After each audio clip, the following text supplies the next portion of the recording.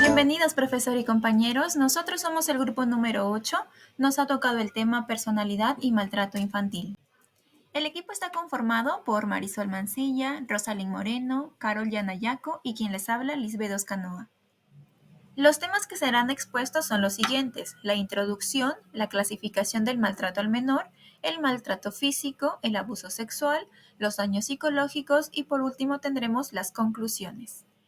Imaginen por un momento que somos exploradores en un vasto territorio donde hay secretos y realidades ocultas bajo un manto de silencio y tabúes. Hoy, nuestro viaje nos lleva a adentrarnos en un tema crucial: la personalidad y el maltrato infantil.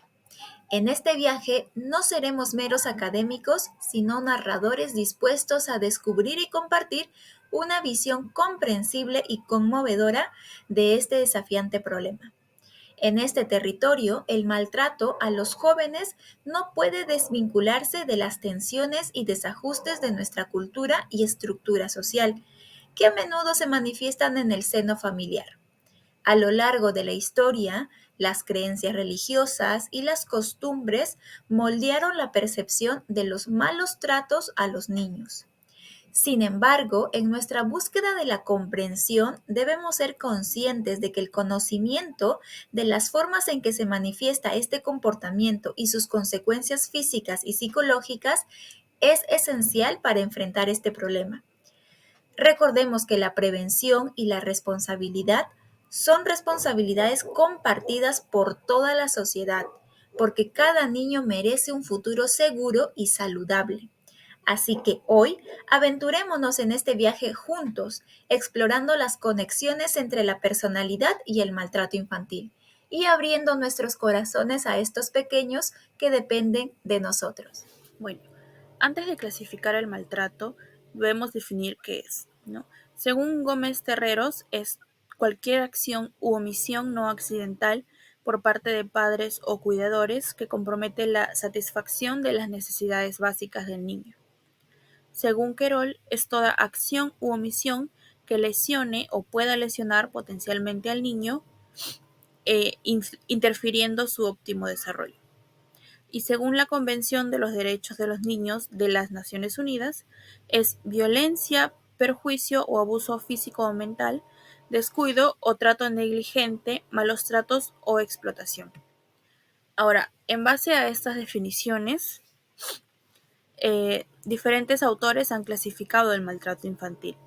Según Luna Maldonado y Osuna Carrillo, se clasifica en abandono y omisión de cuidados médicos, abuso emocional, abuso sexual, síndrome de Munchausen, que es un trastorno mental en la que ya sea el padre, la madre o el cuidador fingen síntomas médicos para obtener atención y cuidados médicos innecesarios, llegando al extremo de lesionarse, y administración de fármacos.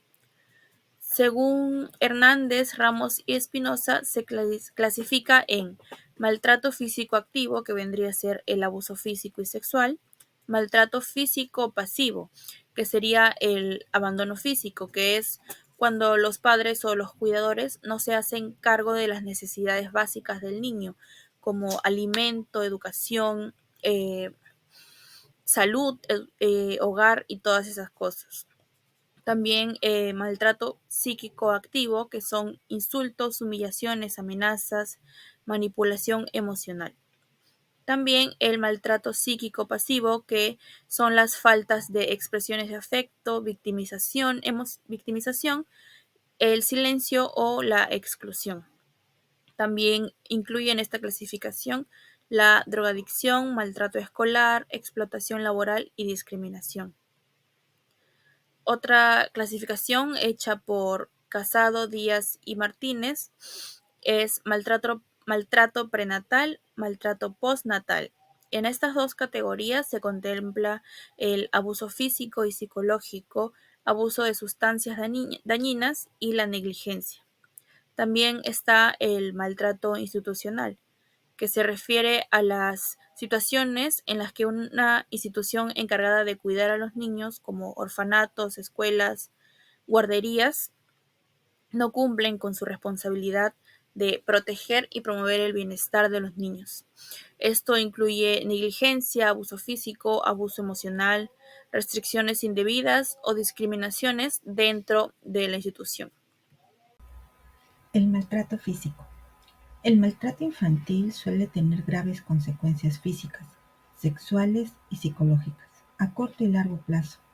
Entre ellas se presentan traumatismos y graves discapacidades, especialmente en niños pequeños, estrés, ansiedad y depresión. A menudo, este maltrato ejerce un impacto negativo devastador en los niños, no solo durante la infancia, sino durante toda la vida. Hay varias formas de lesión y las más frecuentes son los hematomas. Estas lesiones representan el 39% de las que más se cometen. Sus características es la localización. Por lo general es en glúteos, piernas, brazos. Los momentos que ocurre también se toma en cuenta porque aparecen diferentes tonalidades en los hematomas y se producen por la coloración, ¿no? También se toma en cuenta la figuración. ¿Por qué? Porque dependiendo con qué ha ocurrido el maltrato, qué ha formado el hematoma. Pudo haber sido con bastones, con cinturones o con las hebillas, ¿no?, del cinturón. Después tenemos las quemaduras, en segundo punto. Las quemaduras se suele dar de un 6 al 10% de los casos. Sus características es que es más frecuente en niños que en niñas. Más del 50% de los niños son menores de 3 años. Y sobre todo ocurre en la parte de los miembros inferiores. También se toma en cuenta la figuración, en este caso que podría ser con la plancha, con los cigarrillos. En tercer lugar tenemos las fracturas óseas. Ocurren principalmente en los huesos largos, el húmero, el fémur, la tibia y algunos huesos planos, especialmente las vértebras, costillas, omóplato y el esternón. En este caso afecta los extremos de los huesos, principalmente de los largos, ¿no? Y son fracturas muy complejas. Después tenemos las lesiones cerebrales. Son la primera causa de muerte por maltrato infantil. Es el hematoma subdural uno de ellos, de los principales, que es el 95% de las lesiones de importancia. Se desarrolla con lentitud y sus síntomas son variables, hasta que se presentan alteraciones de la conciencia o de irritación, causando crisis epilépticas. También tenemos las lesiones abdominales. Estas constituyen la segunda causa de muerte y son debido a, sobre todo, el daño ocasionado al hígado y el vaso. Y por último tenemos las lesiones oftalmológicas. Estas ocurren también del lado también de las lesiones al ojo, causando un hematoma muy fuerte, y también tenemos lesiones auditivas, los cuales nos muestran la alopecia traumática, que igual es la pérdida del cabello por tracción, por jalarle el cabello, ¿no?, con fuerza al momento del maltrato. Bueno, las formas físicas de maltrato pueden ser interminables y todas ellas son síndromes clínicos. Se trata de formas de aparición de las lesiones anteriormente mencionadas. Tienen como único interés el histórico, la descripción del maltrato. Tenemos el síndrome del niño golpeado, esto debido a las fracturas, a los hematomas y a los arrancamientos de cabello. También tenemos el síndrome del niño sacudido, los hematomas subdurales o la hemorragia retinánea, que es ocasionado por los golpes en los ojos, el síndrome de Caffey, que también es un hematoma subdural, o las alteraciones radiológicas de los huesos largos. Por último, tenemos el síndrome de Munchausen. Generalmente, las víctimas son menores de 6 años que se ven sometidos a continuo proceso de hospitalizaciones. Esto ocurre por lo general por el progenitor, habitualmente la madre, es un profesional sanitario o padece de alguna enfermedad que la cual quiere crear. Afecta por igual a niños y niñas. La duración media del proceso es entre 8 y 10 meses. Ellos suelen simular hasta las hemorragias, le añaden sangre a la orina del niño o inyectan repetidamente líquidos contaminados, los cuales les causan infecciones. Ocasionan diarreas crónicas por uso excesivo de laxantes, o también tenemos las erupciones por traumatismos repetidos debido a sustancias irritantes. Al adentrarnos en el complejo y delicado tema del abuso sexual infantil, nos enfrentamos a una realidad que a menudo permanece oculta en la sombra de la sociedad, donde el abuso sexual infantil se define como cualquier acto sexual o explotación sexual dirigido hacia un menor. López Sánchez establece una consideración conceptual más ilustrativa para el abuso, destacando dos características específicas de esta conducta. Primero, la coerción, que significa la utilización de fuerza, presión o engaño hacia el menor. Dos, la simetría de edad, que hace imposible en el menor una verdadera libertad de elección y niega toda posibilidad de relación igualitaria. Más allá de las estadísticas frías, debemos recordar que detrás de cada cifra hay una historia, una vida y un futuro que se ve amenazado. Al explorar este tema, nos sumergimos en un mundo de dolor y sufrimiento que nos desafía a cuestionar nuestra responsabilidad colectiva como sociedad en la protección de los más vulnerables. La reflexión se convierte en una herramienta poderosa para impulsar el cambio y garantizar un futuro más seguro y saludable para los niños que, lamentablemente, son víctimas de este flagelo. En relación a las formas específicas de abuso sexual, este abarca un amplio espectro de comportamientos específicos que varían según el contexto y los casos individuales. Según estudios como el realizado por Vázquez Mezquita y Calle por Mar, en una muestra española sometida a procedimientos judiciales, en la imagen que se está visualizando se observan diferentes formas de abuso que afectan a niños y niñas y sus porcentajes para ver la diferencia. Podemos ver que son tocamientos corporales bajo la ropa, coito anal, coito vaginal, coito bucal, exhibicionismo e inducción a la masturbación.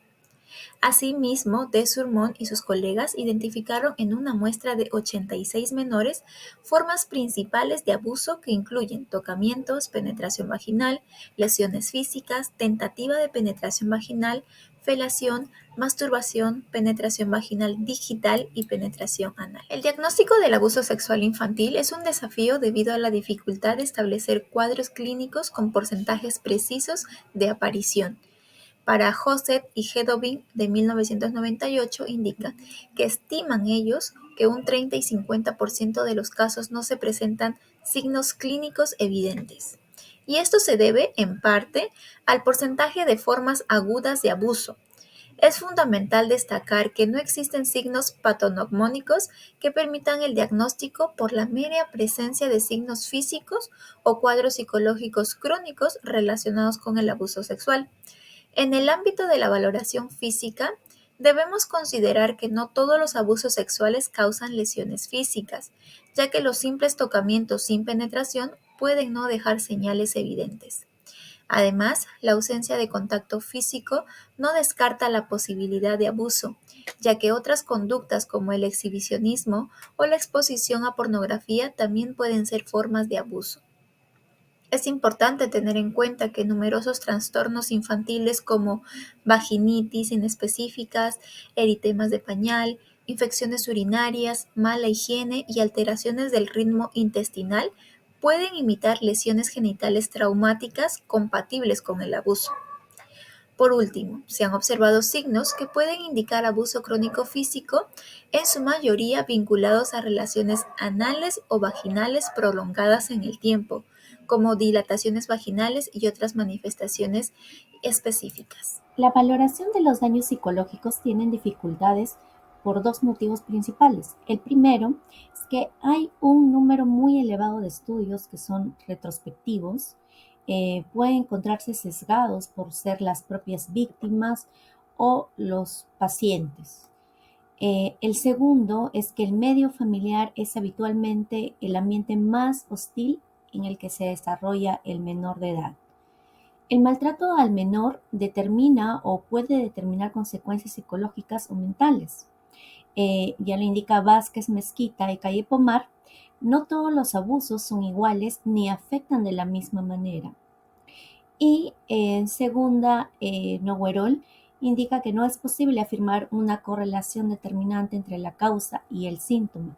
Y de hecho el síntoma puede ser la respuesta a otro tipo de trauma. Heredia Martínez define unas alteraciones neuropsicológicas precoces ligadas al niño maltratado, en el que hay retraso del desarrollo psicomotor, trastornos psicomotores o sensoriales, perturbaciones del lenguaje y del comportamiento. En el síndrome de vigilancia helada se presenta en niños menores de 2 años. Presentan una actitud defensiva constante, su expresión facial es fija, evitan toda aproximación al adulto por miedo, por el trauma que han vivido. Ante situaciones emotivas pueden reaccionar con temblores, ¿no? Esto se manifiesta de forma física. Existe una fase intermedia entre lo neurológico y lo psicológico definida por manifestaciones variadas, como el retraso mental real o aparente por carencia afectiva, las alteraciones del lenguaje, trastornos del sueño, alteraciones del desarrollo psicomotor, enuresis, encopresis, que es la regresión, ¿no? A vivir nuevamente ese trauma, los trastornos de la alimentación.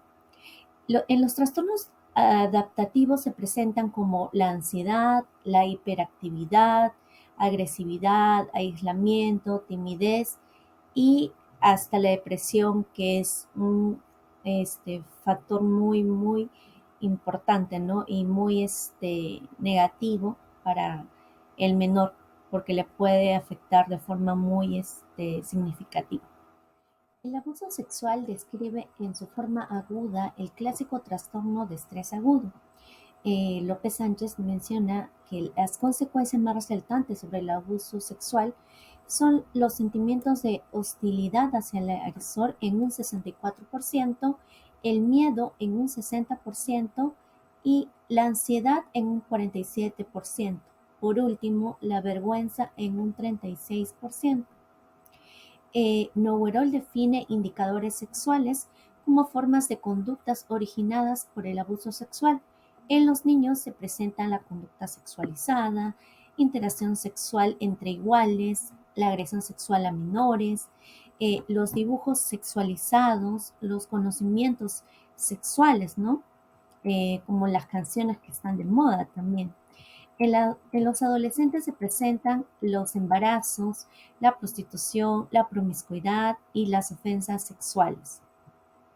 Las alteraciones psicopatológicas en las víctimas de abuso sexual se expresan como síndrome de estrés postraumático crónico, ya que el menor puede desarrollar este trastorno de forma grave. La depresión también es un trastorno que afectará mucho en la vida del menor si no se trata adecuadamente con un profesional de la salud mental y con una red de apoyo adecuada para poder ayudar a prevenir el suicidio, ¿no? Que es lo más grave en este tipo de trastorno. La ansiedad también se presenta de forma generalizada, los miedos, la inadaptación global en sus relaciones interpersonales se van a ver muy afectadas. Las secuelas más vistas es que en los niños predomina el fracaso escolar y la inadaptación social. Y en las niñas suele presentarse ansiedad y depresión. Sobre las alteraciones tardías, las consecuencias mentales tardías del maltrato son alteraciones por abuso sexual. Estos abusos sexuales se relacionan con el denominado síndrome de personalidad múltiple y la psicosis esquizofrénica, proceso de disociación. También observamos los trastornos de la conducta, ¿no? como el abandono de la familia, se suelen meter en la delincuencia, ¿no? Hay mucha influencia ahí, ¿no? Suelen consumir drogas, ¿no? Hay un abuso de estas sustancias, el fracaso escolar, ¿no? Por el bajo rendimiento que tienen, los trastornos de personalidad también que se pueden desarrollar, la baja autoestima, las dificultades para sus relaciones, mantener relaciones interpersonales, los trastornos de la sexualidad y trastornos del comportamiento. En las consecuencias mentales, la edad de la víctima siendo especialmente vulnerable entre los 7 y 12 años, mayormente se presentan en esta edad. El tipo de relación entre víctima y agresor sigue siendo especialmente nociva, la establecida con los padres o padrastros, ¿no? Mayormente se ve este tipo de abuso por parte de estos familiares, ¿no? La forma del abuso siendo el más lesivo, que se repite en el tiempo, la personalidad específica del menor también va a ser importante, ¿no? Para que el agresor pueda manipular, ¿no? Al menor en este, en este tipo de abuso. La reacción que se produce en el entorno o con peor pronóstico para la falta de apoyo familiar y el abandono del hogar, ¿no? El tipo de abuso especialmente que se da es para el contacto genital, ¿no? Para finalizar, como conclusiones podemos mencionar que el maltrato infantil es un problema enorme en la actualidad, que se hace sentir no solo en sus víctimas, sino también en toda la sociedad. Es muy importante y fundamental trabajar en la confianza con nuestros niños, hacerlos sentir seguros de que pueden acudir a contarnos sobre cualquier problema que presenten, más aún si es por algún tipo de abuso que ellos hayan experimentado y sufrido. Cualquier niño puede ser víctima de abuso sexual independientemente de su género, de su condición física, nivel socioeconómico, familia y otros. Al igual que cualquiera puede ser el autor de este tipo de abusos. Si bien en general se tienen datos acerca de la epidemiología y consecuencias de la violencia sexual, no es válido ceñirse a ellos o a los estereotipos que la población suele tener. Siempre se deberá tener la suspicacia para no desapercibir posibles agresiones, ¿no? Que se puedan detectar y denunciar a tiempo.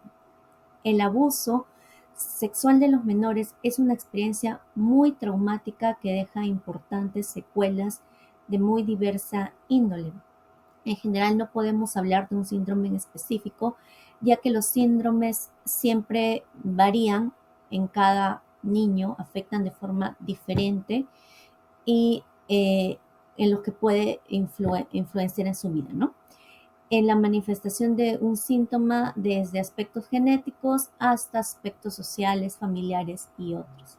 Eso sería todo. Muchas gracias.